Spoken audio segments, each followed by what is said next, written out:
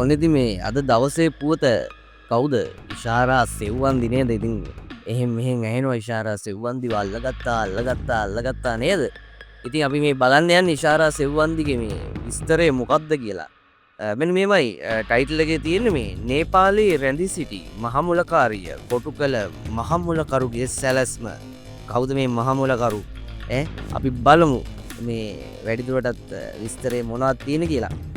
මහජන ආරක්ෂක අමාත්‍ය ආනන්ද විජේපාල මහතා පවසන්නේ ගණය මුල් සංජීව නැමැත්තා අලුත්කඩේ අධිකරණ සංකීර්ණයේ තුලදී වෙඩි තබා ඝාතනය කිරීමේ සිද්ධියට අදාළ අනුබල දුන් බවට චෝදනා එල්ල වූ ඉශාරා සෙව්වන්දි තැනැත්තිය නේපාලයේදී අත්අඩංගුවට ගනු ලැබුවේ අපරාධ පරීක්ෂණ දෙපාර්තමේන්තුව නේපාල ආරක්ෂක අංශ සමග එක්ව කළ සිදු කළ මෙහෙයුමකට අනුව බවයි.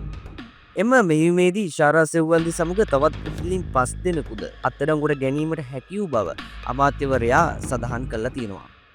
අපරාධ පරීක්ෂණ දෙපාර්තමේන්තුව කොළඹ අපරාධ කොට්ටාසය හා නේපාල පොලිසිය එක්ව මෙම මෙහෙයුම ක්‍රියාත්මක කර ඇති අතර අපරාධ පරීක්ෂණ දෙපාර්තමේන්තුවේ අධ්‍යක්ෂක සානි අබේසේකර මහතාගේ ඍජු මෙහෙයවීම යටතේ මෙම මෙහෙයුම සිදු කර ඇති බව තමයි දැනගන්නට ලැබෙන්නේ. මීට දින 4කට පෙර අපරාධ පරීක්ෂණ දෙපාර්තමේන්තුව සහ කොළඹ අපරාධ කොට්ටාසයේ නිලධාරීන් නේපාලයට ගොස් එරට පොලිසිය සමග එක්ව සැලසුම් කළ මෙහෙයුමකට අනුව තමයි මේ පිරිස අත්අඩංගුවට අරගෙන තියෙන්නේ. දැන් ඉශාරා සෙව්වන්දිත් එක්ක තව 4 දෙනෙක් අරගෙන තියෙනවා. මුල් පිරිස 5 දෙනෙක්.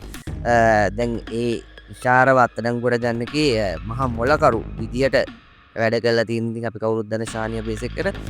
ඉතින් මේ සුබ පතනවා ඉතින් මේ වගේ මෙහෙයුමට නේද අපි ඉතින් කට්ටිය බලාගෙන ඉඳී මේ ඉශාරා කොහෙද ඉන්නේ කියලා නේද? ඉශාරා ඉතින් ඔන්න අවුලා තියෙනවා. දැන් ඉතින් ගෙනල්ලා ප්‍රශ්න කිරීම වලදී හොඳ දේවල් එළියට එයි.